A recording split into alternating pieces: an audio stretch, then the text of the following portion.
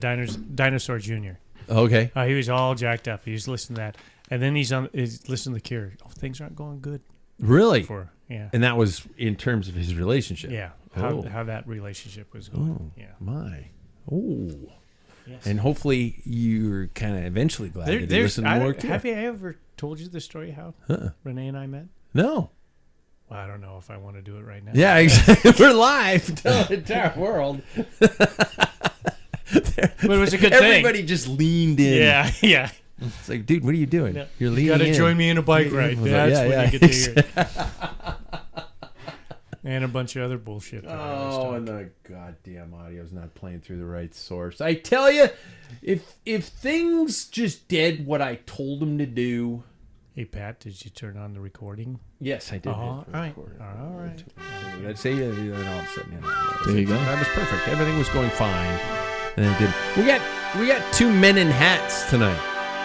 Yeah. It's cold. Mm-hmm. Now it's too hot, actually. It's too low. I'm going to pull it up a little.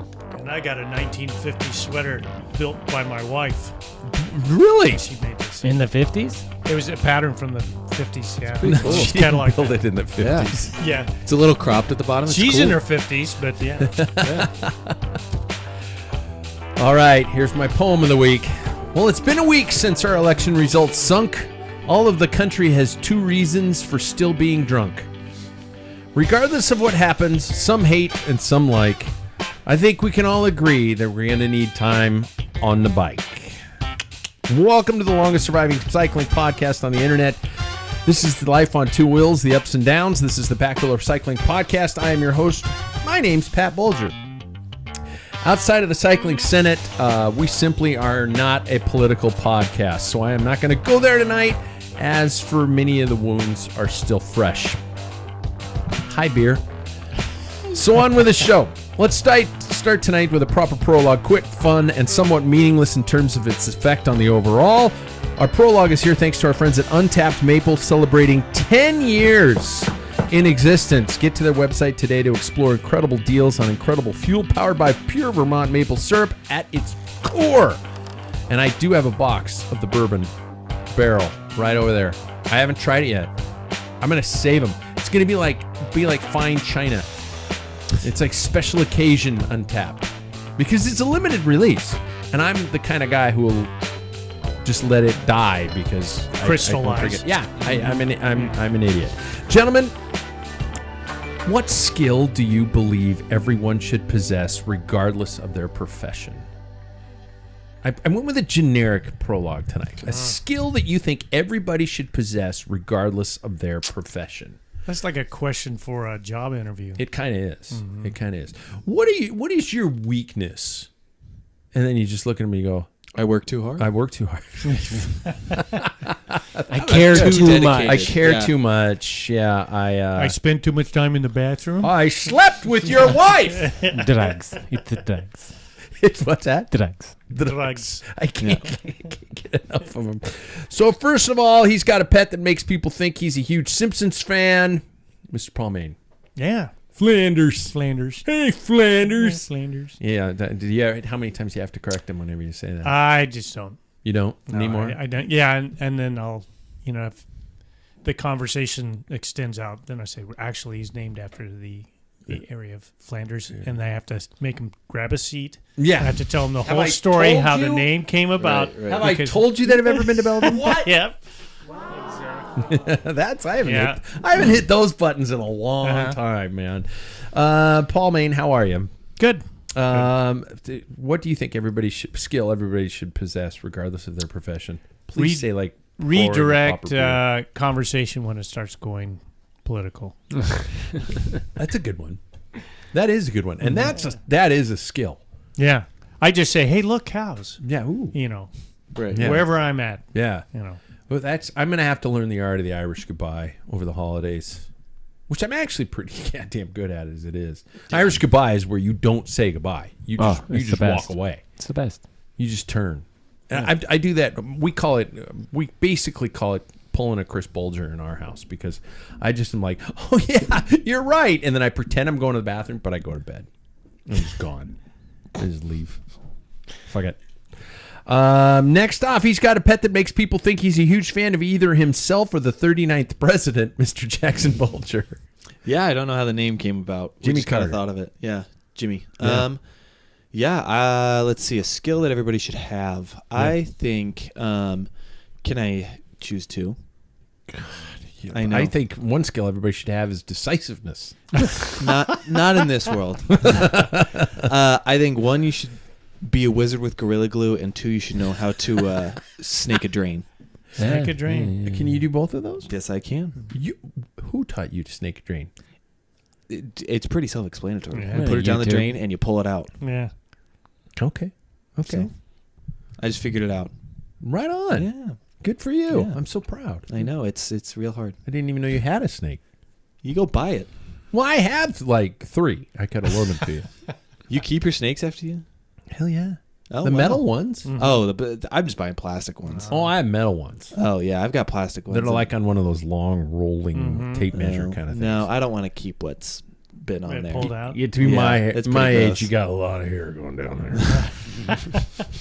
No, I'm You not need the keeping extra that. long one. I'm not keeping that. Third, he doesn't have a pet, so it makes people think he's a heartless prick, Mr. David Waples. It's true. Why don't you have a pet? We have. Well, at first, we just didn't have time Okay. to like take care of ourselves, let alone an animal. That's good. And then now it's just kind of like we've got dog nieces and nephews, and they're a lot of work and money and time, and They are that. they like restrict your ability to travel, and so we just They do that. borrow those and call it good. We'll probably get one when we have kids, because if we're gonna be Whoa. tied down by kids, then might as well Might get a as dog. well. Yeah. Yeah. Just I hear getting Get a puppy some- at the same time is the best way to do it. That's the smartest way. That's Yeah. what I've heard, too. Crying baby and a puppy. Yeah. Yeah, You- they you become Oh my best if friends. you're- God. It's like twins. If you're teaching them where to poop and how to poop, you might as well do both at the That same time. sounds like suicide. You don't hear the sarcasm in my voice? Okay, no, I didn't. I was like, Everybody what? else got on. Oh, there's the caboose. He's coming. I'm a little sleepy tonight. Oh, I'm growing a monkey's tail.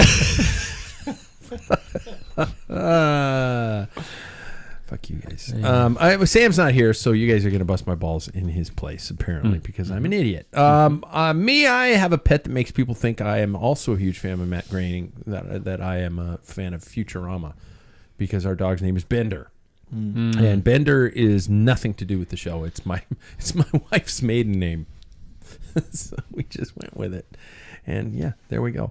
And Scarlett, we didn't pick. I'm Pat Bulger, and I think other than empathy, I find that most people lack empathy. But I think a second language. Oh, Dave, did we get yours? We didn't get yours. Yeah.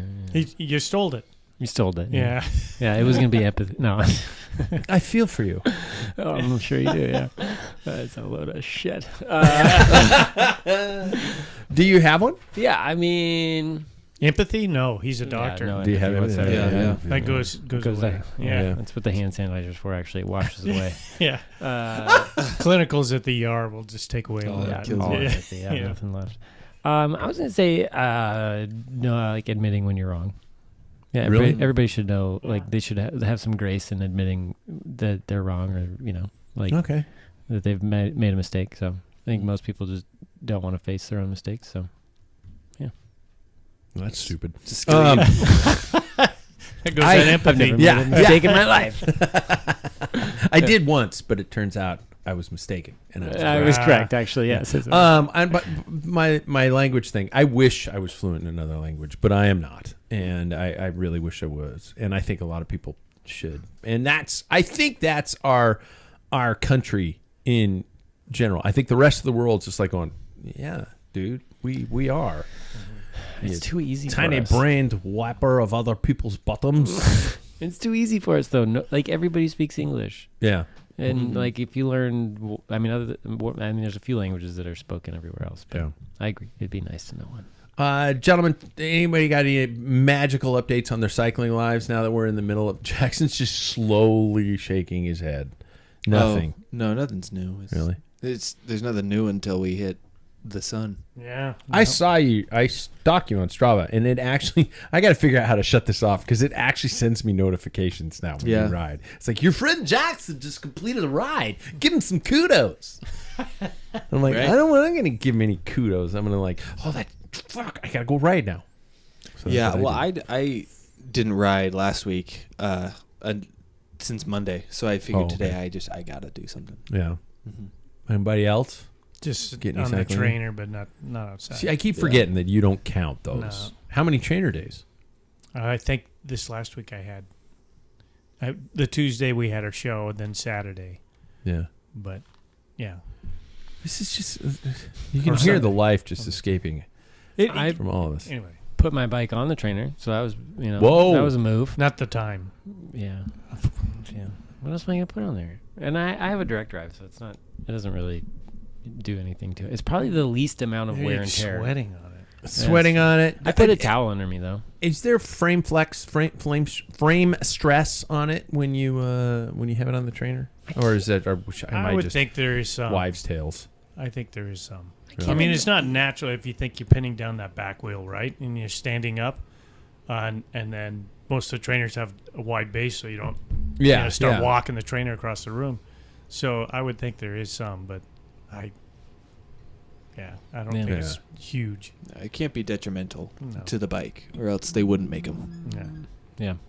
But I terrible. heard or was that somebody farting on the No. microphone? it was just me thinking. Oh, okay. Mm. Yeah, Paul, it comes speaking out. of time bikes, update us on the status. How's the Red Rocker coming? Oh, the red The rocket. Red Rocket. Little I Sammy can't Hagar drive reference. 55. Yeah, thank you.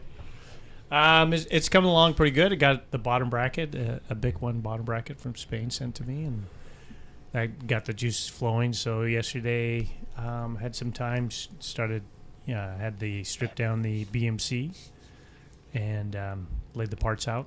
What? Could you hear that? Yeah. What's that? Scratching my head. Now you know how quiet you are on mic.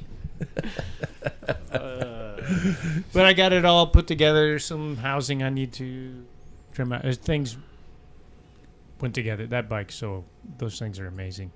You know, for a mass-produced, well, not as mass-produced, but Yeah. they're so spot on. It's unbelievable. When you walk out of a room, do you turn back to look at your bike before you walk out of a room? And before I go to bed, and You do really? when I wake up, I This one I do. genuinely was hoping. I was Yeah. genuinely hoping that was the scenario. because it's unique. I'm actually pretty excited. You know, it's a different manufacturer than something I've been riding in the last 12 years. So Yeah. it'll be interesting. There's always hesitation, like, okay, I got to get this thing Mm-hmm. just right.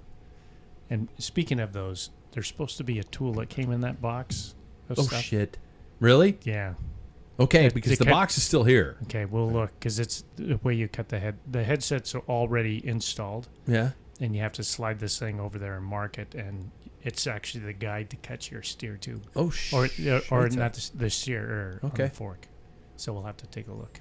Yeah. I don't Absolutely. I don't remember doing. I just cut mine. Did you pull your fork out? Yeah. I have a different headset than yours. Okay. So It was a pain because it's. Well, no, I did it before I ran the hydraulic line. mhm. Yeah. So I don't have any of that bullshit. Mine's a real bike. Will it see the trainer? No. No. Absolutely not. I have that Cervelo for Yeah. that. Mm. Jackson, you're working on your master's degree. Mm-hmm. Has school interfered with your cycling life? I don't know if I'd say interfered. I would say that I'm just figuring out a new norm, like a new schedule. I still do what I need to do in the time that I need to do it. But yeah, I just have to like choose the days. Sometimes it's not always going to be Monday, Wednesday, Saturday, or Monday, Wednesday, Sunday. It's going to be Wednesday, Thursday, Sunday, or something to switch it up. So it's kind of on a week-to-week basis. Do you guys have consistent days that training happens? It's like I do every Tuesday, Wednesday, Friday, Sunday, whatever it might be. Or you just float from week to week? I mean, I'd love for it to work that way. Yeah. That's just not how life works, you know? Yeah, mine is whenever I can ride. If I get home from work and have a beer, I don't think I'm going on the trainer. Oh, Yeah. So, Second that glass touches the lips, it's over. my mind frame is elsewhere. You know what? There's tomorrow. Yep. Yeah. Exactly. And if it touches my lips too many times, tomorrow morning ain't happening No. either. I wish I was joking because it is definitely there. Do you think it will in the spring or summer, Jackson? Mess with it in the spring and summer? Your schedule? No. Lighten things up a little bit more. Daylight hours help, obviously. Yeah, I don't think really it is going to change that much. I just think that I plug it where I can, and it's going to be fine. Okay. Yeah. Okay. David, training? You doing anything? I mean, I got 2 days in. That's a start. I have zero time with trying to button up the exterior of my house before the snow starts falling, but I don't mean to laugh, but it is. Why do I funny. imagine like Clark Griswold in Christmas Vacation? You're just out there and there's this huge moon above the house and you're on the roof. yeah, pretty much. I mean, I'm out there with lights at night, putting siding up with the nail, shooting the nail gun. It feels like you're doing it at like 9 o'clock at night. And it's freaking 5:30, Yeah, and I'm out there like working. Yeah. So that's pretty much me, yeah. But I got on the bike a couple times. I only did 45 minutes. It was brutal. It just hurts. The trainer sucks, man. It's awful. I can't put out nearly the power on a trainer that I can if there's a hill in front of me. It's just way more motivating going up a hill Yeah. Mhm. than it is on a trainer. So. I was not overly successful. I know I got 2 days on the bike. I didn't per se get any strength training on, and you guys are not going to allow this for me, but I worked in the theater 2 days this week, and I was lifting stuff over my head and all kinds of stuff like that, and my watch was going off. It's like, you've reached your goal, and I'm like, well, I still have 4 hours to go. That kind of thing. But I did get just over an hour and a half on Saturday on the trainer. Oh, why so long? Because I need to lose kilos. I am a big boy. So, do you zone train, or you just plop on and what do you do? It depends on the day. Last Tuesday, I rode a structured workout in the morning, and I can't remember. I'd have to look it up on my Strava what it was. It hurt. It hurt a lot. It was more, like the shovel. tempo. Yeah, it was kind of more tempo stuff like that. And then Saturday, I actually just got on Zwift and picked a route, picked a 30-mile route, and I just hit it. And then sometimes when I'm doing it, I kind of stay within zone 2, zone 3, but then I'll get to a climb and some prick from Ohio's up ahead of me, and I'm just like, I'm gonna catch your ass. And some dinosaur goes in front of you. Oh yeah, and Or the you bear go falls through- out of the tree and he scares me, Yeah. and stuff like that. And then you go through the volcano, which isn't hot. You can No, ride your bike through. thank God. Yeah. Thank God, because I do get a little sweaty And you're under the just water. thinking about it. All those realistic places. Damn right. Then the dolphins go by and nice, stuff like yeah. that. Yeah, it's really pretty. I know you're being sarcastic. See, Am I've I? improved. I've improved. Nice. You guys, tonight I kind of want to. I'm playing with the structure a little bit tonight. I'm messing things up a little bit. I want to address the elephant in the room without again going political. With the goings on in the world, with daylight at a minimum, which we've discussed to an extent already, and the family all gathering together during the holidays.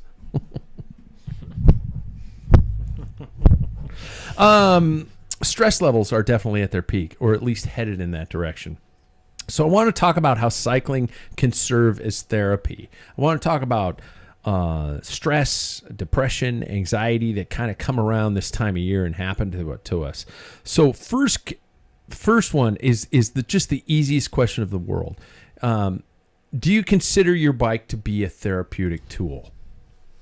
Absolutely. Yeah. Absolutely, yeah. Do you think that would seem odd to somebody outside of the sport? I mean, I would assume that golfers consider playing golf a therapeutic tool. I've played a lot of golf, and it's not therapy. No. Yeah. No, Mm-mm. it is punishment. Mm-hmm. You may enjoy it, but you're not relaxed. Really? No, it is intense. Okay, but don't you consider? I mean, Well, I'll get to that question later because I'm like going, I know that my way of therapy on the bike is different from yours. How do you guys relieve stress when you can't ride? And is it a healthy manner, healthy can't method? Talk about that on the show. Jesus. I was hoping we were going to make this lighthearted. Are we all doing it right now? Yeah, that's what my next question was. Is it? Paul's moving away because he thought you were doing his method. Oh, good Lord. But because, yes, I'm not going to lie. I am very honest on this podcast, sometimes to a fault, that I will admit that sometimes that glass touching the lips is a form of therapy. When you get home and you're burned out and you're stressed, Paul, before we went on air tonight, you were talking about the fact that you know some people who that's the only method in which they know to kind of come down. What do you guys do when you can't ride to relieve stress, to relieve anxiety, to relieve depression? I mean, I feel like I have a few things. I really do enjoy just like being around my wife. I think that's somebody that like kind of brings me down from it all a little bit. Yeah. I do play video games too. That's something that's a little bit different. That's a stress relief. Well, because is it real? No. No, I'm just what I'm genuinely saying, like, is it a real life scenario where I have to deal with all of my other woes and worries? I get you. You know, it's not something I have to focus on. Or it's like that hard. And if it is, it's fun. I find it fun. But yeah, I don't really feel like I beer it up too often. Yeah.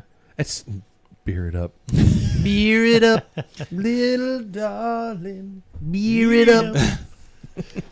I find that interesting. I would love to find that escape in video games, but they make me more tense than I was before I started. Yeah. Because it's like, oh, God, bad guy's coming. I got the responsibility of being Batman, and I'm going to fuck it up. David, what do you, other than working on your house at all hours of the night? Yeah, that's no stress. Well, to be honest, like house project, working on the house, building things, whether it's that or like I have a list of things I want to do to my car. Working with my hands is like a really nice distraction. It's cathartic for me. When I'm busy, like I've been a little bit stressed about not having siding for the winter. But overall, like day to day, I feel really good about how I complete something every single day. I'm working towards something. It's a goal that I have. And so keeping myself busy producing like visible things is pretty important to me. Because what I do all day long is mostly just like talking and like preventing long-term stuff. I don't actually get to see the results at the end of the day. So when I get to go home and work on something, it does bring me a lot of joy. It's that chopping wood mentality. Yeah. It's where you can see the progress you're making. Cord of wood stack up, and so that, and then eating good food with the wife. That's always yeah. But it's usually accompanied by good drinks too. Sure. Yeah. Paul, what do you do? I don't think I have anything particular. I think usually when I get home, my job is not really stressful, and that helps. Damn. Yeah. Fair. You got to work for the city. No, it's pretty stressful in other levels of the city, I'm sure. But it's the tail end. I think part of it is my age and just not letting things bother me now. Coming home to my dog, my wife, kind of the same thing. We just talk about our day. We get off on watching, like cozy mysteries or mysteries, that type of stuff. British television. We look forward to those. And that's about it. And I do go online and look at cycling stuff, and both mechanically and what's happening with racing. So all those are relaxing. And a cup of coffee. Yeah. Coffee and croissants. Coffee and croissants. It's a happy place right there. Coffee and croissants. Why am I the heaviest one in this group? I'm telling you. I mean, honestly. What do you do, Pat? I drink. I drink a lot. I drink a hell of a lot. No, I don't. I might. I don't know if I do or not. Somebody's going to tell me I do. No, I'm very much the same way. I when I enter this house at the end of the day, really this is why I work out in the mornings. Really, all I want to do is I love to cook, and I love to shoot the shit with my wife and just talk and and watch dumb TV. Although we did just finish The Penguin, and by the way, I recommend it to everybody on HBO. It's a brilliant series, and it's not comic booky. And yes, I do admit that, yes, one of my issues is I probably need to, drink more athletic or something like that. Or water. Has no flavor. Hot water. Okay. And those types of things. And I do run through a seasonal stress, especially this time of the year. And I'll get into some of the reasons why that is as we proceed here. But the dark does affect me, especially when I work in windowless basements. I work in theaters. I work in places like that. So I'll get to work at 7:30 in the morning and sure the lights up, but then I leave. I don't leave until 4:35 in the afternoon, and it's dark, and that one really can mess me up. What kind of rides for you guys work best to come down from a stress level? And second of all, what are the sources of stress in your life? I mean, is it just work? Is it, I don't want you to spill the beans and go like, my marriage is a lie or something like that.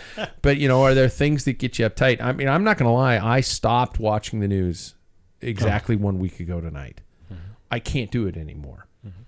And I'm not, regardless of what political spectrum you're on, I can't watch major news anymore because I am now I'm just going to read it in the morning.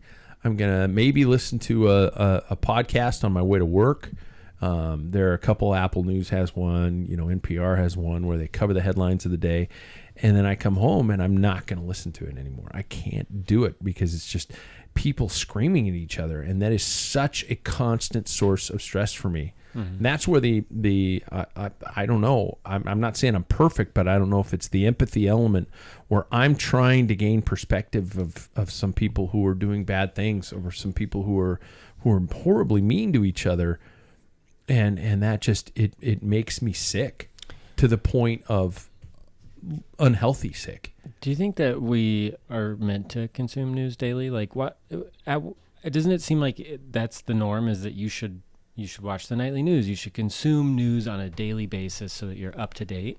But the reality is, it's like you could probably check in once a week and like catch the highlights. Yeah, and it would be way healthier because I don't know many people that get any amount of peace from the news. No, right? Like and I don't think that's. I mean, maybe it's worse now for a lot of us than it was, but the news has always been stressful. And yet we all think we're supposed to consume it daily. Otherwise, you're not doing your part to, be a part of society and stay in the know and, stay educated. But personally, I think it should be like a once a week catch up on the highlights.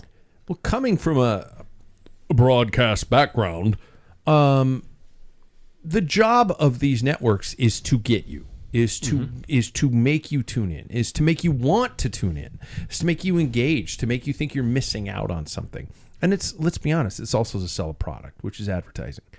And so, just like a weekly podcast would do, you want to create content that hooks listeners, engages them, and keeps them coming back for more.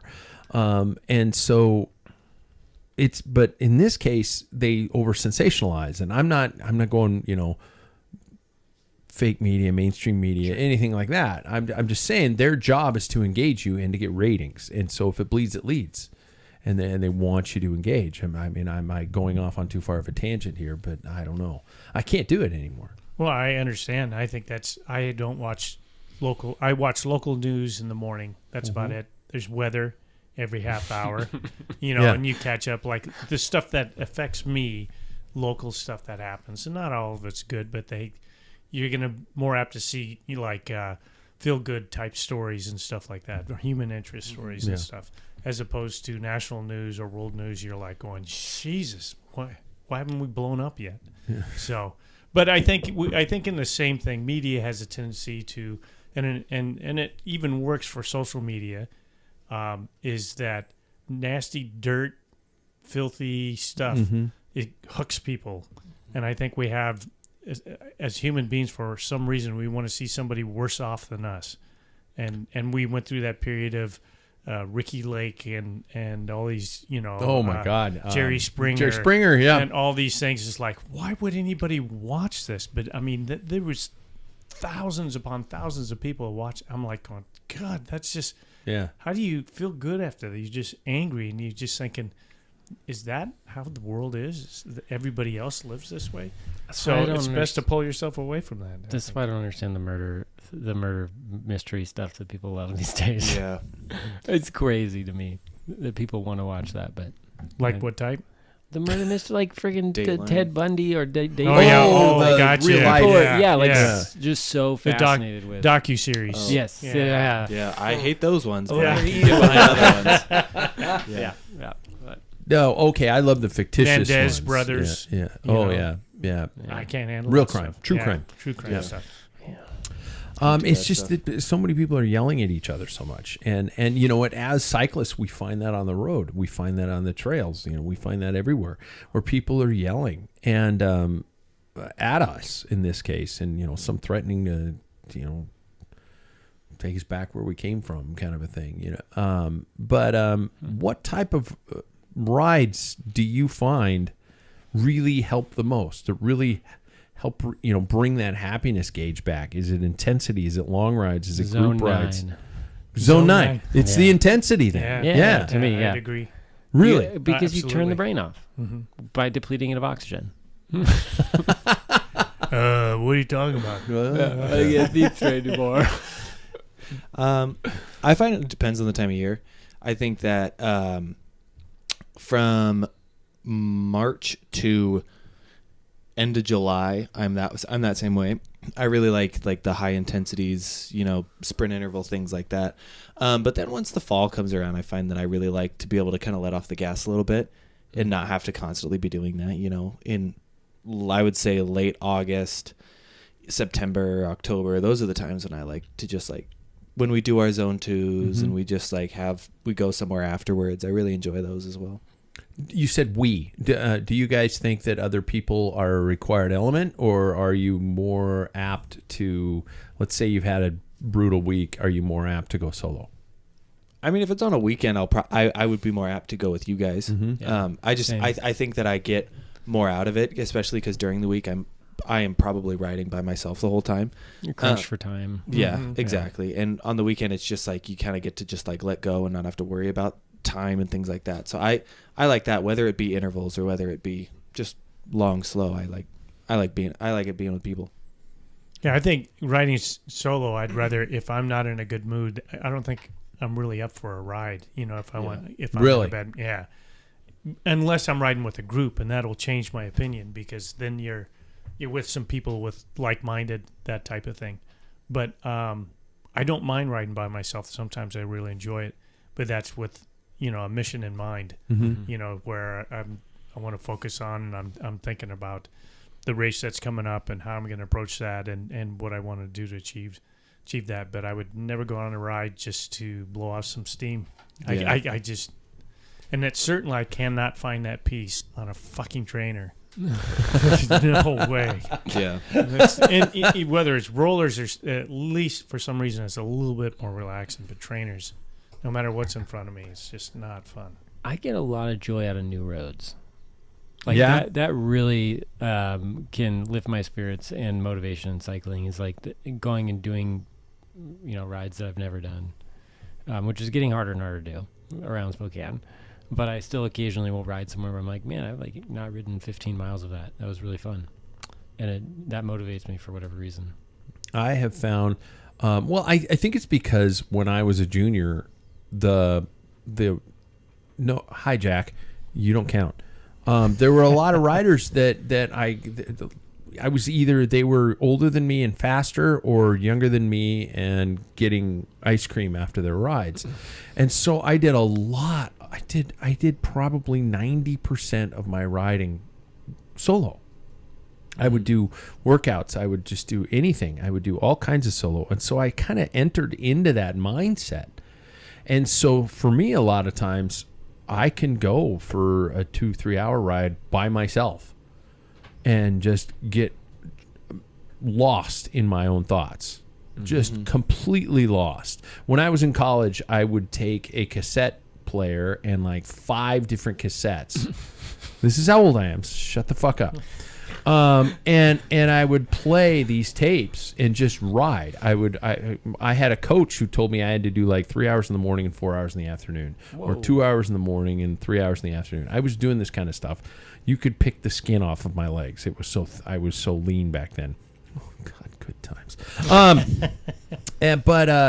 But I would do a lot of that with just my alone by myself in music, and so my mind is kind of tuned to that. With indoor training, I have found that if I fire up an Audible book, I can do 2 hours. I can do 3 hours. And I don't give a shit what's on the screen. No offense to Zwift, but I don't give a shit what's there. You know, sometimes the tempo will get harder because I'm obviously on a climb, and I'll just keep riding. So, you know, it's interesting to hear how we all can kind of enter those worlds. But I will say that absolutely, I mean, the times when I'm riding with others, please don't take this offense, guys. I'm not going to say it's better, but I'm not going to say it's worse, because it's different. It's completely different, and that is something about it. What about racing? Does racing increase or decrease your stress levels? Because if you both, yeah. Like when I think about last year, we had the cyclocross series, and every week I looked forward to it, but also I was like nervous about it, especially I was doing well in it, and I was like worried about staying in the lead. Also, I was worried because it kept getting darker and darker, and that's a night series. Yeah. And I'm like, I need more lights. I'm like, every week was a little bit stressful, but also like one of the highlights of the week. And so but there was a period where I'd be both stressed and excited about it. But it gave me something to look forward to. Okay. Yeah. I'm pretty much the same. I mean, I don't feel the stress of a race until I'm on, I start putting on the number. Okay. And that's where I start feeling like, oh, okay. But that's is that the a whole good thing? Yeah, I Okay. think so. I Okay. think so. I mean, it's just the nervousness. Like I said, I can ride a bike. I've done Grand Fondos. I've done all these different things. I've cyclocross race. I've done. I haven't done a mountain bike race because it's stupid. But, but all those, I never hit Paul is that speaking level. for Paul. Yeah, that's right. Yeah.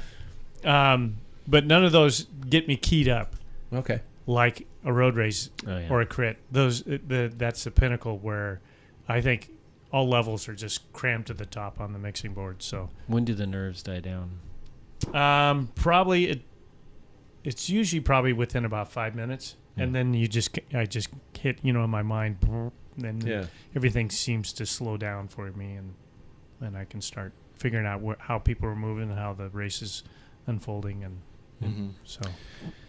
Yeah, I think that I enjoy racing. I really get excited for it. I mean, it's what I work for, like pretty much from when the season ended to now.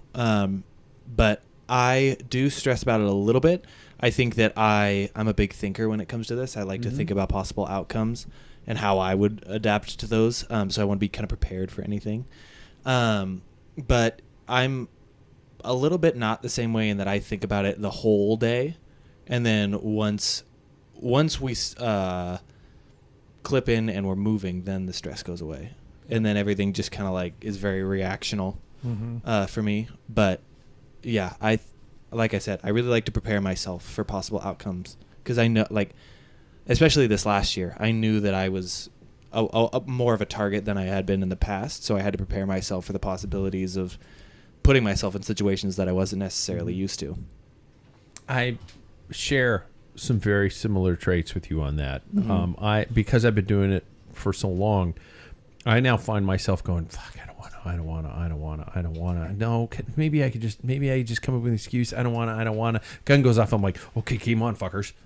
And then my brain shifts. As you said, as soon as the gun goes off, I shift into a different mentality. And on top of that, when the race is over, I have a euphoric sense of, it's that adrenaline. It is those endorphins. It is that I'm in a much happier place. I'm like, let's stay up all night and have a great time. This was so much fun. And then let's do it next week. Oh, shit, I don't want to. It's an interesting path, and it's an interesting switch how that happens. I don't know if it's, I'm dreading not doing how I used to, or things like that. But it's an interesting process. It's going from something to lose, in your mind is instead of something to win is an interesting process, and sometimes that can cause those moments of stress. What do you guys do now that we're in this time of year and you don't have that outlet? How do you guys relieve the tension? Don't Paul. All right, Yeah, 'cause take it Paul, easy. jeez. Paul, Keep pushing that button. yeah, keep pushing it. No, seriously, keep pushing it. Are there other methods? Do you take long walks? Do you smoke a big bag of weed? Do you what do you do? What were you saying? Big bag of weed. How old are you?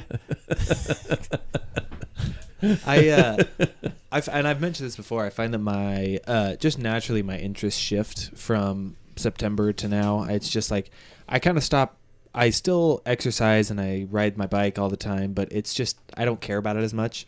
I find that there are little other things in the world that I get interested in. I get interested in my clothes. I get interested in putting our house together. I get interested in like video games and how I set up my setup and all that stuff. Like I find interest naturally. Snaking drains. Yeah, well, that was more summer. Oh. But I find my little interest naturally, and I don't know how I do it, but it just works out.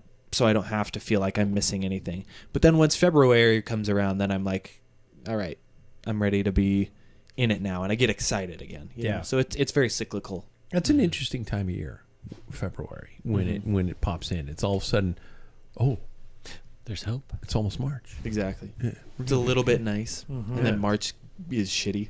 March is terrible. Every time. March is terrible. You're so excited for March, then you're like, oh, March sucks. Every year. Yeah, Every it does. fucking It wasn't year. too bad this year. Yeah. It really wasn't. Yeah, and then it snowed in March this last year, Yeah. and It snowed in April where I was in my spring break. Yeah. Your choice. That was Yeah, we were on a ride. It was beautiful here. No shit. yeah, we had. Asshole. It was a little windy because I remember you complaining. It's like, it's like snowing. We Yeah. went out for a ride. Yeah. Did you go down to Chelan. Chelan. Oh, Yeah, elevation. It's snowing. Yeah. Yeah. Banana belt. Yeah. Chelan's lower than we are. No, it isn't. Is it? No. It was warmer. Yeah, it can be. It was very warm that week. I went from like 80s We're at to 1900 30s. 1,900 feet in downtown Okay. Spokane, so they're at, I think, 24, 25. Oh, shit. What else you guys do? David, do you do it? ski. I mean, Ski. that gets me through the winters. Like I've already got a couple ski trips planned that I'm looking forward to, and anything you can do to be outside, in my opinion. Are your heels secured to the ski or not? Well, when I say ski, I mean snowboard. Oh, Yeah. When I knuckle definitely- dragger. I'm a knuckle dragger and definitely not telly. I can ski. I snowboard a lot better though. And then semi cross country ski, but I didn't know you ski. I I can't. mean downhill. I didn't know you do any downhill. Even well, snowboarding. I mean, I go every year for like last year. I went, Really? Yeah. We should go skiing. Okay. I ski. Okay, but we are. I'm a downhill skier. Yeah, I used to race. But when I say ski, I mean snowboard. Mm-hmm. Okay. I just don't want to disappoint you any further. I used to teach snowboarding. Did you? Yeah. Yeah. All right. Well, you snowboard and I'll ski. Oh God, that'd be a train wreck. Yeah.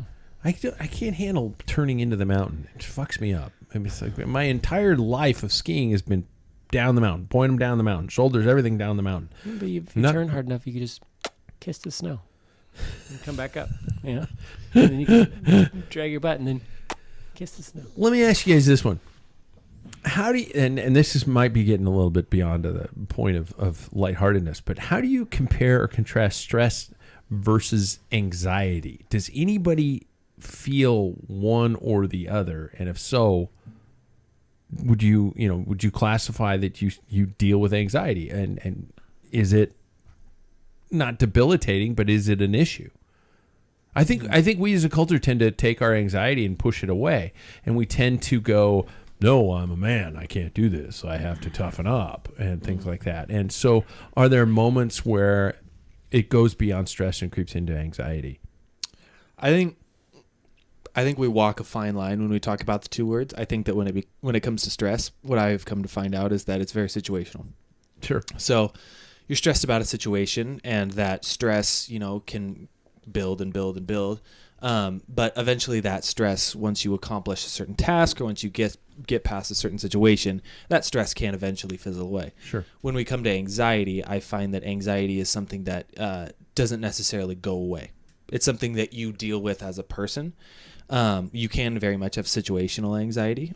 But I find that if we're really qualifying it as something that somebody has, that's not something that just like disappears. Mm-hmm. I think it can go away within, as we know, multiple different facets. But I think there is a difference between the two. I mean, and personally, I think I used to qualify what I had as anxiety, but I would qualify more what I have as a stress or a situational anxiety. I get stressed out about the certain things, certain environments, things like that. But yeah, my anxiety does go away. But yeah, I know that there are people that's not, they don't have that luxury. I know this is tough shit. To me, stress is part of life. When I think of stress, it's like you have an exam, that exam matters. You should be stressed. Yeah. You are, in my line of work, I'm taking care of somebody who's sick. I should be a little stressed. It matters. And like Jackson's saying, when you get through it, it should go away.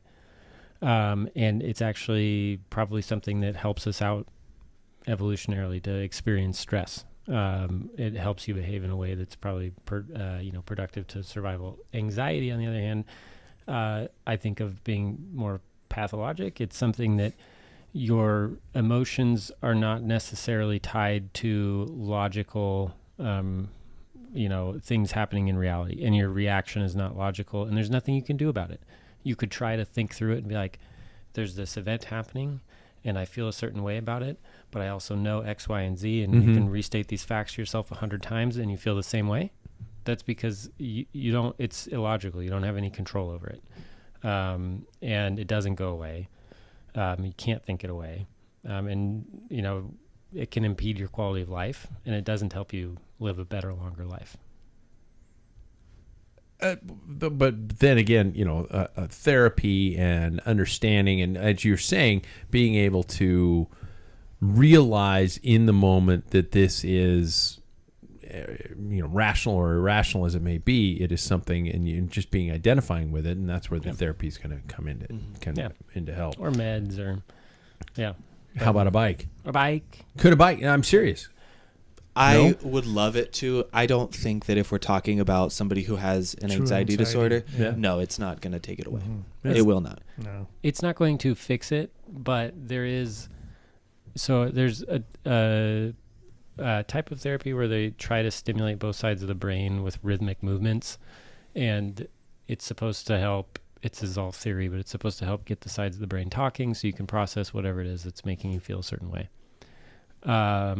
I think about this all the time with cycling, because when I am upset about something, I ride my bike, and I think, this is why I love solo rides, I think about it and I come home feeling okay. Mm-hmm. It's not that anything's changed, but I feel okay with whatever it is that's upsetting me. And there's something to that rhythmic, bilateral rhythmic motion that does, or for me at least, can help you process things. It's not going to fix it.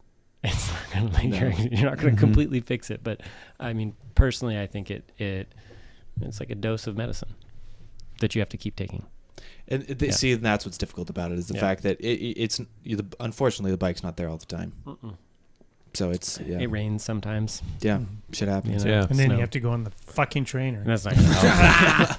Yeah. Well, and I'm sorry, I'm jumping around because I went down the anxiety hole, but there's also the category of financial stress, and we're in the wrong sport if we're trying to avoid financial stress. How about the moments where, let's say, the bike is an absolutely critical element to your mental well-being, but your cleaning lady knocked your bike over and it's broken or Mhm. something like that, and how, that's got to be something more. Or I don't know. It can spiral, especially when everything is, God heaven forbid you put FOMO into it. Well, and that's a part of the problem of the the cost of today's bikes. I mean, it was never cheap. Our sport was never cheap, but now it's just like, God. I mean, the way bikes. I mean, the high end bikes. Of course, everybody wants. Is it going to make? Is a $12,000 bike it going to be that much of an improvement over something that was $8,000? I mean, at our level, no. I mean, that's realistic. It's to impress your friends and keep up with the Joneses type of thing. And it's unfortunate, like because of the cost of it, it does keep me, why I went with the rim brake, knowing that this is a dying breed of things. I had no other direction. I'm 61, going to be 62 in a couple of months. And, why spend $12,000 for a bike that, things are changing so drastically, it could be outdated in 5 years. Yeah. And I don't want to chase that anymore. I just want to enjoy a rim brake. This new bike is going to get me there. And I don't have that stress of, I get in a crash and I just crashed a $12,000 bike. Now what am I going to do? Yeah. That is adding stress, and that's unnecessary in the sport that I love. I didn't want to go there. All right. Last demon to cross when we're talking about anxiety, depression, all these types of things. And I intentionally tied it in to go early for one of our segments, and that is dealing with why won't David's theme play? Oh, no. Uh-oh. There it is. With our Ask Dr. David. Thought we were going to have to bail. That's it. Yeah, I can't do it without the Abandoned ship. Abandoned ship. Here comes the curtain. Seasonal affective disorder. Perfectly named. SAD. Causes, symptoms, and treatments. I personally am a card-carrying member of the seasonal affective disorder. Club. Yeah, the SAD club. But I'm sure there's something far more clinical than just like, well, I live in a basement all day. Deal with it, you poor, stupid bastard, Bulger. Yeah. It's very common. I think we see it more in northern climates where you've got larger fluctuations between summer and winter. And it's seasonal. The thing about it is it's defined by changes in the season having its significant impact on your mood, whether that's depression or anxiety. It's usually depression, seasonal affective depressive disorder. And then what you can do about it, there's lots of things you can do to treat it. The easy things that you can do without a medical professional, you can look into UV lights. They have light. Is that what that is right there? I think it technically is. Happy lights is what they call them. They have a particular wavelength that is supposed to simulate daylight. And that looks very harsh. That warm one looks kind of nice. It's not so bad. You can proactively supplement with vitamin D if you're worried that's what I was going to ask you next. Yeah. Mm-hmm. Pretty safely, you could do that without a provider, a physician. You can focus on maximizing outdoor time because I do think that just being in the sun helps people. Increasing, I think it's. I realize you probably had this question because it's a cycling podcast, but increasing aerobic activity has been shown to benefit. So whether it's a trainer or run outside, cross country skiing, that all helps. And then just maintaining the things that you, unfortunately, are healthy habits. So have a normal sleep-wake cycle, eat dinner at a normal time, make sure you poop all the time. Like all the basic functions of life, you just have to take them more seriously. Probably don't drink as much, which we all are doing the opposite of. We've admitted that we're doing the opposite. What else do you do? Yeah, it's nighttime. Yeah, we drink at nighttime. And if all of that is ineffective or not giving you enough of a mood booster relief that you want, then that's probably when you would go talk to your doctor about trials of seasonal medications like SSRIs or SNRIs, antidepressant medications, that you can just take it for a couple months. They don't have to be They don't have to be lifelong meds. I tell everybody I start on antidepressant meds, whether it's for SAD or just chronic depression or anxiety, that we should at some point trial them off and see if they can, go back to living life on their own without the assistance of a medication. And even more so with seasonal affective disorder, you can just take it in the winter and stop taking it in the summer. Really? And there's no step it back slowly. There's a stop process, or is it a wean up, wean down kind of thing? Yeah. It depends on which ones you use. Some of them can. There's no dangers to abruptly stopping with any of the ones that your doctor would use, but you could have some like rebound from particular ones. Sure. So like, Paxil is one that you might hear about. It's a short half-life, so if you quickly stop it, you might feel like rebound symptoms even worse. But then there's things like Zoloft or sertraline that I probably shouldn't use brand names. I should just say sertraline, right? Sure. Whatever. Promo to Zoloft. Everybody knows about Zoloft. So, yeah. Oh yeah. Oh yeah. Got me here today. No, yep. I'm kidding. So some of them have a longer half-life and they can taper, like self-taper. And anyways, it's not a complicated process. So wow. That's always an option for people. So it's approachable. Very. Here we go. Okay. Before I get to the talk on mic. Before I get to the other segments tonight, we do need to check back with the other check of the headlines. Tonight's news that's not the right one, is it? No, the news. Brought to us by friends at Time Bicycles. That's right, Time is now official part of the Packfiller. We're officially an authorized dealer for Time. I gotta take that. We are an official authorized dealer for Time Bicycles. And you get rolling in strength and style in one of Time's beautiful bike setups, drop us a line or stay tuned to packfiller.com for updates. First story, this time he means it. No, really.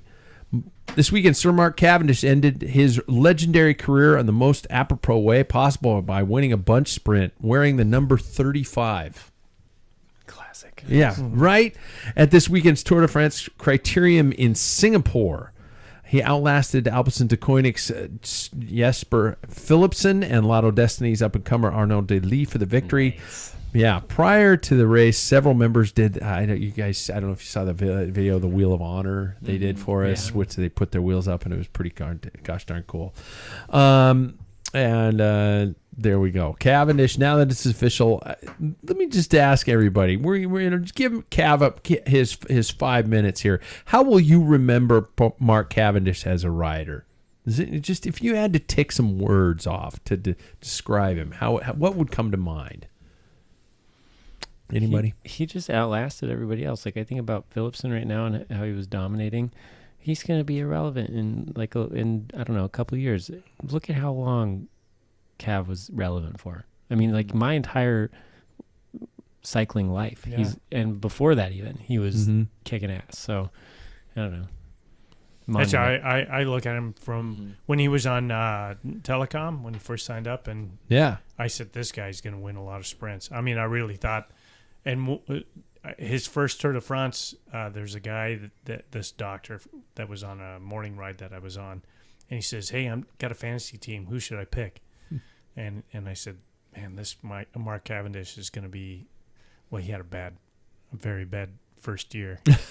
He's like, I lost so much points on that guy, but I said, he's going to come as a person.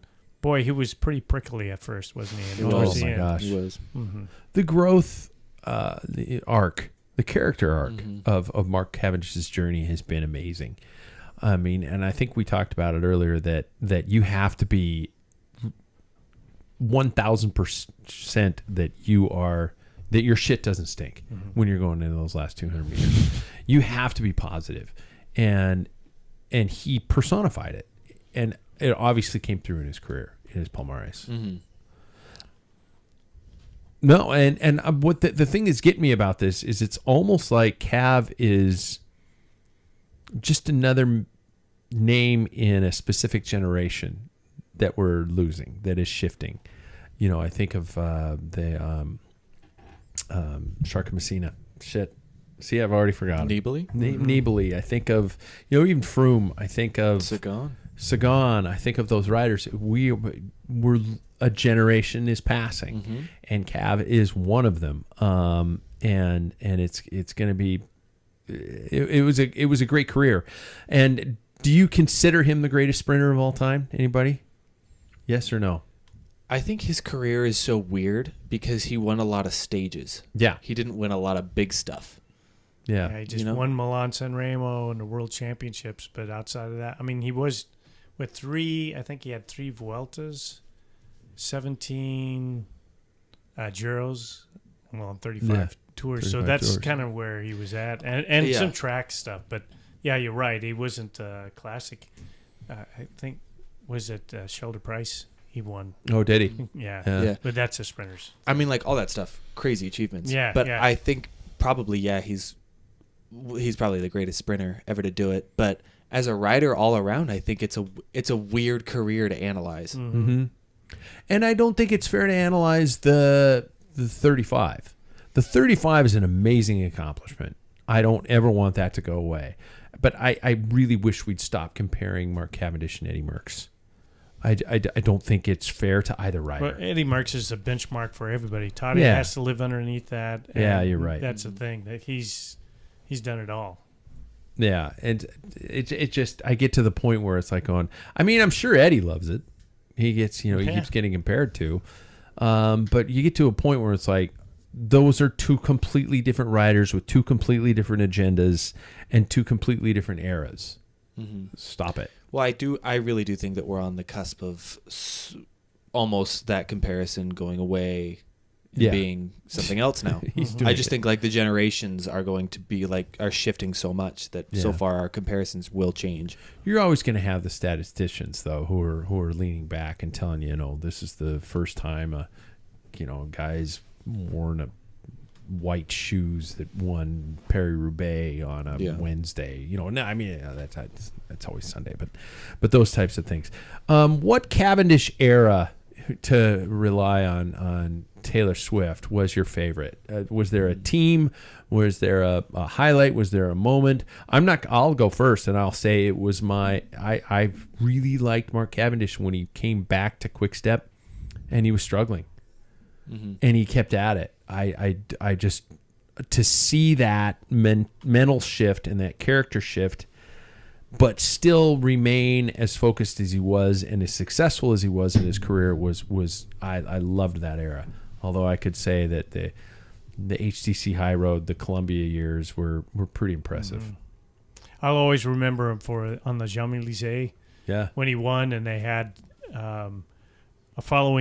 they had a camera shot that was in the front of the lead-out train and from the side going, because that sprint, Mark Renshaw pulled off, and everybody's kind of like spread out a little bit, and Cavendish took off to the point where that camera was following him, and everybody gets out of sight. You don't realize, just like when he accelerated, it was gone. He was gone, and it just like he was almost pulling away from the camera. I think he was the camera's on a motorcycle. They just almost got out of shot. Yeah. Running parallel. And I remember going, that is the most amazing thing. Because everybody there were unbelievable sprinters on top of that. But he was just so far ahead at that point. And his jaw almost on the stem. He was so low. Mm-hmm. Mm-hmm. That was such a cool image. I would fall off my bike if my head was that low to the bike. It was just impressive time. Chapeau, Mark. That was what a career. What a way to end it. And I'm truly glad that he didn't decide to do more. He will be in the sport. He has not announced in what capacity, but he will be. We will not be rid of Mark for probably a while. Next story, who's in at Ineos? What's going on? The Ineos Grenadiers team spent last week in Manchester at their so-called November camp as the 30 riders around and 90 staff began work to lay the foundations for the 2025 season to resolve and move on from the problems and conflicts of 2024, including the fact that former director Steve Cummings has left as head coach, as has, Javier Ours text, sorry, Javier, I ruined your name. Also going to leave the team at the end of the season. Major shakeup, major staff. Not so much that is going on very well over at Ineos. So it appears that major budget doesn't necessarily lead to major wins. Or happiness. Is Ineos, is this the end of an era? Is this a make or break situation for this team? And if so, what do we see on the horizon? I don't know if it's an end of an era. I think the era has already been done for a while. You do? Yeah. With Ineos, I think it has been. When Bernal crashed big, that was the end of Ineos' era, I think. Because he was their hope, I feel like, for a while there.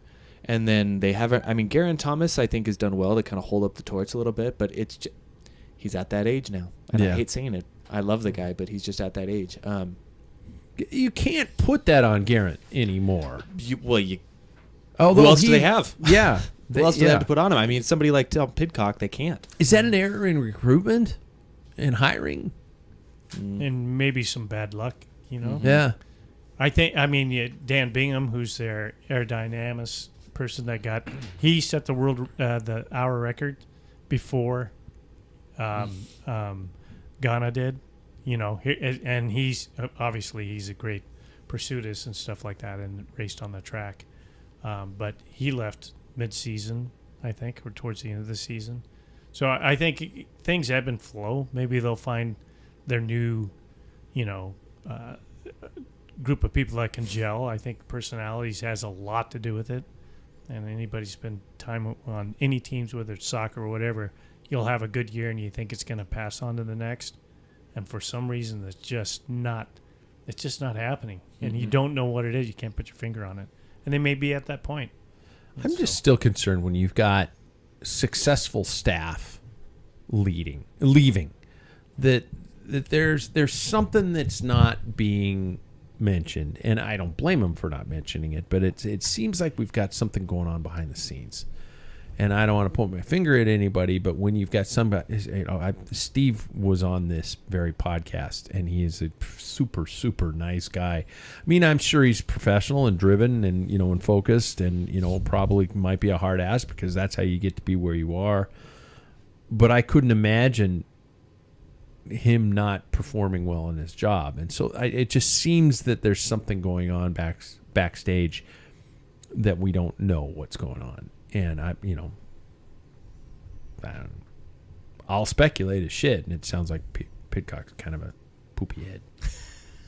That was my expert analysis. He certainly came Poopy off that head. way on Unchained, the last edition. Yeah, he did. And Steve Cummings was in the massage room and stuff. And he's like, told the cameras to get out. Yeah. And the Lombardia, the Lombardia moment where he was taken off of the roster also has just my brain just doing massive amounts of speculation, and I don't know what's going on. So, and nobody does. I'm sure David does. Do you know what's going on? I still don't tell anybody. You don't? No, I'm going to keep it to myself. That's fair. God damn it. Exactly. I knew it. Hey, let's get to our segments tonight, shall we? Brought to us, our other segments brought to us by our friends at Scratch Labs. Flavor, quality, variety, and clean fueling options. Don't forget the most brilliant form of spice cider that can provide warm hydration and mental peace. You see what I did there? Use our link, Scratch Labs. Should we make old fashions before the next show? Okay, sounds good.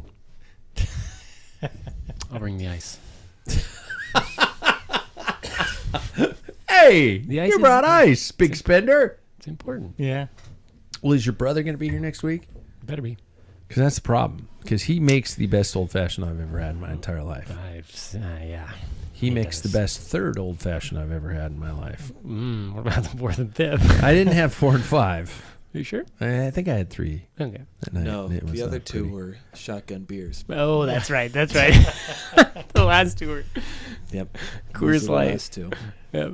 That was my son's bachelor party, and I just want that to be clarification. specifically clarified, so it's not like, oh my God, this guy does need help. No. This You- guy you seriously showed up. needs help. Yeah. You showed up for him. I did.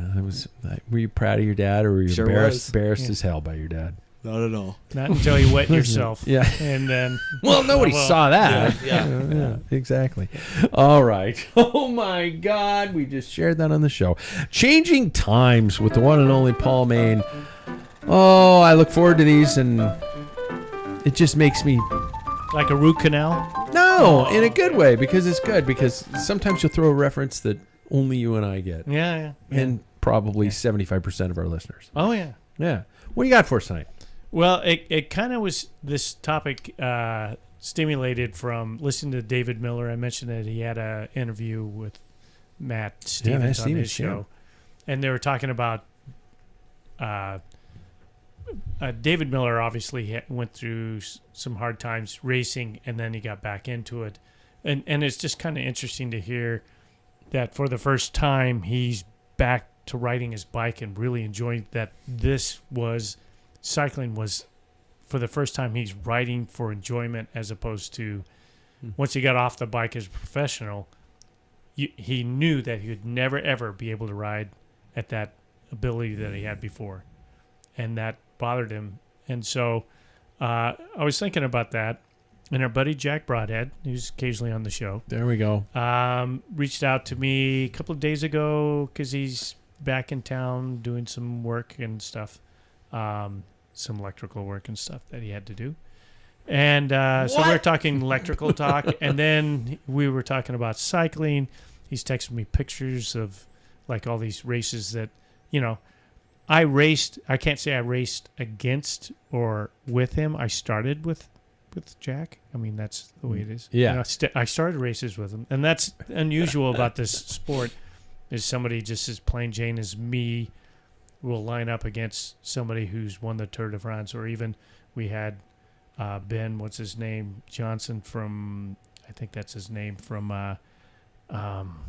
L.A., the Legions of L.A. What was his name? I'll think of it. It'll come to me. Yeah. But, I mean, it's an unusual sport, and I think a lot of people, once you hit a certain Sam Boardman. Boardman. Boy, was I off. Board Manitou. Board Manitou, as I know his online name. Anyway, I just, and he started sending some articles and stuff, and he kind of apologized, I'm sorry, but this sport produces an experience that you will have in no other sport. That I'll never be able to play, even as much as I wanted to play professional football, I'll never be able to even play flag football in any of the stadiums, now. You don't do that, right? Here we can go and ride the courses that the pros do. We can, you get to a certain level where you're lining up we had Davis Finney, for those who don't know or are young enough, that's Tyler Finney's dad, who was the first Tour de France stage winner in 1986. Yeah. No,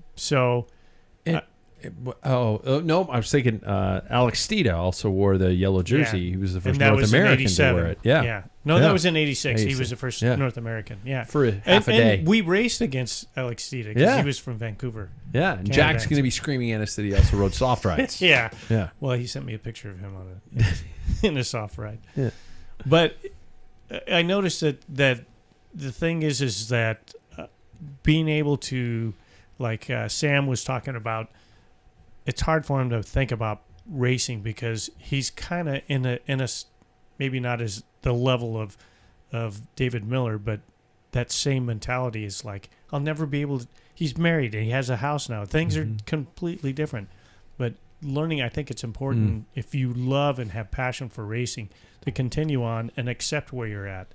That you're working 40 hours a week and or now you're married, you just don't get to do that small margin of time in your life, and just accept that whether it's age group or category, you don't have to be a Cat 2 anymore. It doesn't matter. If you're enjoying being competitive at whatever level, just take the time and enjoy that, and that's where you're going to be. And if you find that you can move up, then that's fine. But the pressure of, I used to be better than this, I think it squashes so many other people that should still be racing. Because you talk to an old racer, man, you start talking about races, man, you see the twinkle in their eye and everything, but they still don't do it. So, dude, I'm right here. I mean, you can say my fucking name. Yeah. I mean, no, I'm you, Pat. I'm a 1,000% in that hole in a lot of ways. It's a constant. God damn it! Get your shit back together. Come on, get back there. Come on, you can do it again. But you're not the only person. I think a lot of people are afraid to, even if it's been 10, 15 years, to sign up, do a race because they have these people are gonna know that or have this expectation. Hey, that's so and so. Yeah. And oh God, we dropped him. Yeah. It shouldn't be a bother. Yeah. Should just enjoy it. Shouldn't be, but what if it is? I saw an interesting thing today that reminds me of this. John Cena, of all people, was getting interviewed by Jimmy Kimmel, and he said, I think it was Kimmel, and he said, you have a pocket. It wasn't even Jimmy Kimmel. It was Jeff Goldblum filling in for one of those. Oh. And he said, I noticed you have a pocket watch. And he goes, yeah, doesn't tell time. And he goes, what do you use it for? And he goes, well, I have it inscribed on or etched in on two sides. One of them was comparison is the thief of joy. And that is the one that really reminds me of this. That just like comparing yourself to other people, it really can kill your love for something. That's well said. Yeah. I think you also have you still have an opportunity to give to the sport. If you're somebody that was really good at and dominating in your local community or whatever it was, and then you continue to show up to races and you kind of gracefully accept that you're getting slower and you allow other people to, enjoy their time being 25 and kicking ass, it promotes the sport because they're looking at you, whoever that is, and saying, hey, this guy used to whoop my ass and I'm beating him now. Mm-hmm. And it gets them excited and perpetuates the sport. Whereas I think we all have a tendency to just want to fade into the distance when we're like at our peak and we don't, as good as we've ever been and not let anybody see us get beat or, be, slower than we used to be. So I don't know. There's something good about continuing to go out. Yeah. Perpetuate the sport. So I think you're all full of shit. Jesus. I had to. You guys set me up for that. I had to say that. Don't you think? Oh, I don't know. Unless you feel that way. Did I have to poo-poo the party? Yeah. We can't all, poo-poo Pat. We can't all drink the same Kool-Aid. Yeah. Well, if you keep it up, you won't drink the same beer. I'm joking. I'm in a weird mindset tonight. Let's check in with Jackson and the cool down. Brought to you by hats that I couldn't pull off. I don't think I could. I think if I put that on my head, and I mean this is a compliment, because you must have a smaller head than I, because if I put that on my head, it would look like it just go boing into the air. No. Really? Knit is stretchy. It's up on the top part, though. Knit go stretch. Cardboard don't go stretch. So, there you go. I was trying to say something nice. I'm not gonna anymore. Yeah. Was it nice? Was it intended to be nice? Every time I look at your hat, it looks like just just like it's about to go poop. No. Like, No. Yeah, it was meant to be nice. I can't pull off half the stuff you pull off in terms of fashion. Sure, I get what you mean. There is an age difference. Yeah, at a that certain helps. Point, after you a while, a bit silly. It does. Yeah. I was about to say something else, but I won't. I will say that after we had our entire conversation about what we did earlier, I figured, why don't we talk about the season and the upcoming season as well? I love the holidays. It's like my favorite time of year. I was thinking cycling season. I was getting all I was gooey. too. Yeah. No. My armpits started sweating a little bit. Yeah, well, you can. But I have recently started Christmas shopping. Whoa. Yeah. Wow. Oh my God. Good on ya. I know. This doesn't relate to any of our previous topic or even the topic of the show. You and your wife hit it early. We do. You and your wife hit it early. I find that I get I just like getting shit for everybody early. What time do you guys start? Paul, when do you start?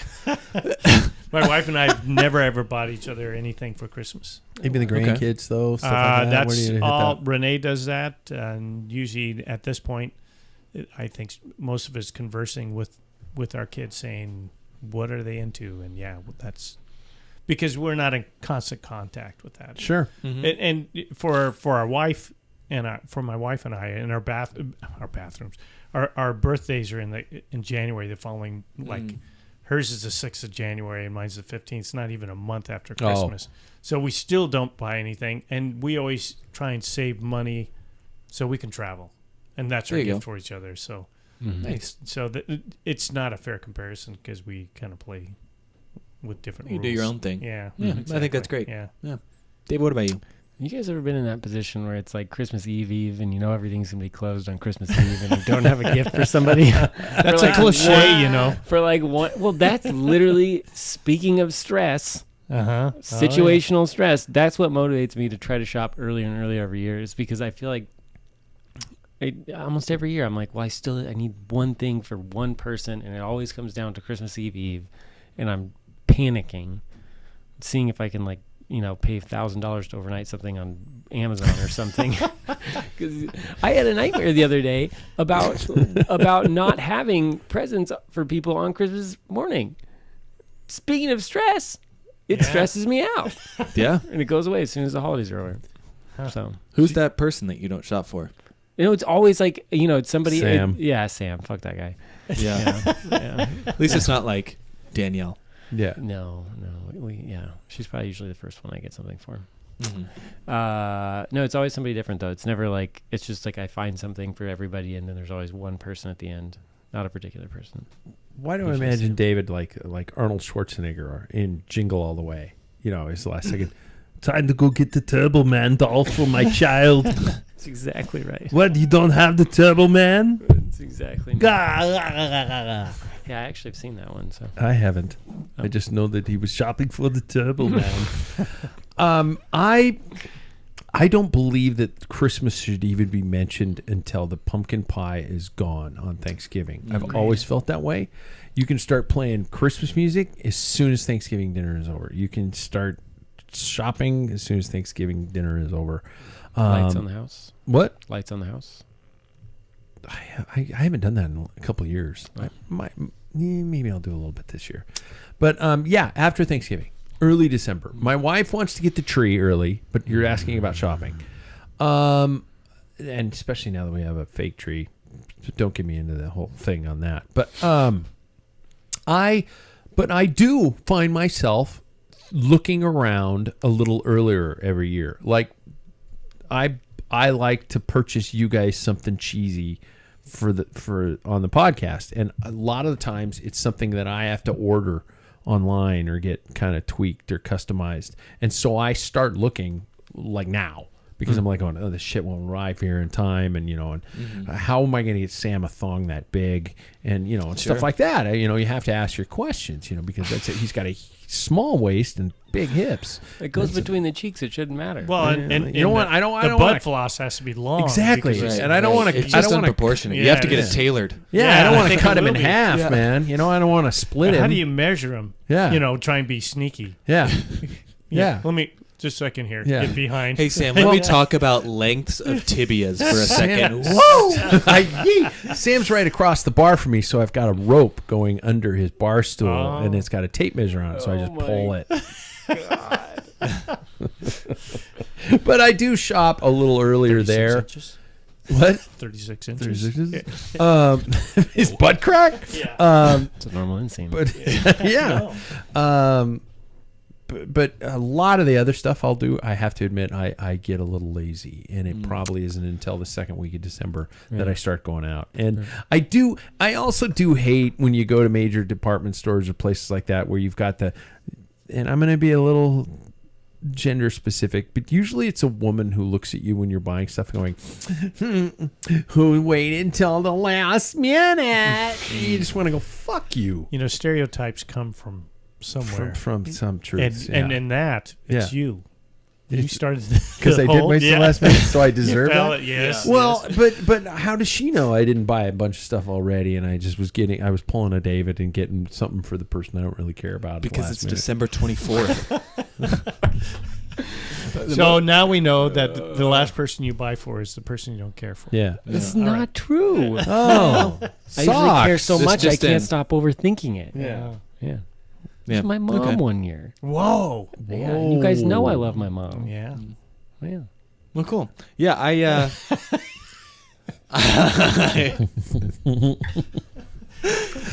Sure, you love your mom. yeah, I bet you do. Cool. Yeah. Let's Yeah. move on. Yeah. Anyways, By the way, watch the finale of The Penguin. yeah, I know that statistically, people that decorate and shop and get into the Christmas spirit earlier are less depressed in the winter months. So, anyways, I'm better than all of you. I ain't playing Mariah I don't fucking even Carey. shop, so I'm really Yeah, good. so Yeah. Paul's better than all of us. Yeah. He supersedes the That's world. right. I ain't playing Mariah Carey, if that's what you're saying. It's okay. You don't have to. You can just be sad. Yeah, you can play Michael. Bublé? I Yeah. like Bublé. Yeah. Yeah. There's another guy. I can't remember his name right now, but he's really good. Harry Connick Jr. No, it's way it's, better than Blay. it's- Kanye Christmas?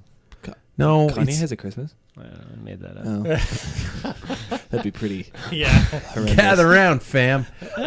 Sorry, Jackson. We keep interrupting you. Nice. There's Is that nothing it? left. All right. Well, That's- He's just We had a better good than us time. when it comes to shopping. he is. He is. He is. All right. Let's get to the final K of the show, you guys. I had a question earlier, but I had to scrap it the last second because it tied in too much to it. So here it is, gentlemen. If you had to pick a historical or political figure of the past that would have been a great cyclist, who would it be? Before I get to the answers, this brings us to the end of another podcast. Be sure you like and subscribe. Helps us with our power. Drop us a review on your favorite podcasting platform. Who would have been a great historical figure who would have been brilliant on the bike? Does anybody have one yet? I'll pick a past president. I think Barack Obama would have been an amazing cyclist. That's easy. It's too easy. Yeah. Anybody? He just had to quit smoking. Yeah. Yeah, that was a problem. We only got 22 seconds left, Jackson.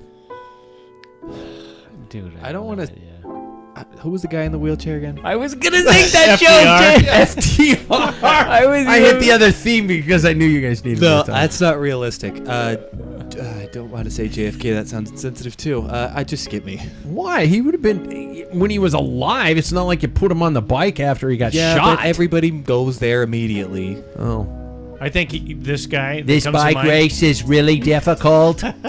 Oh my God! I'm gonna put the hurt to you bastards. Anyway, sorry, Paul. I think this guy would be a real big killer if he rode bikes. Oppenheimer, I think. Again, had to ditch the cigarettes, huh? Yeah, Yeah. exactly. He's got the bomb written on the back of his jersey. He's got it all figured out. David, who's a historical figure?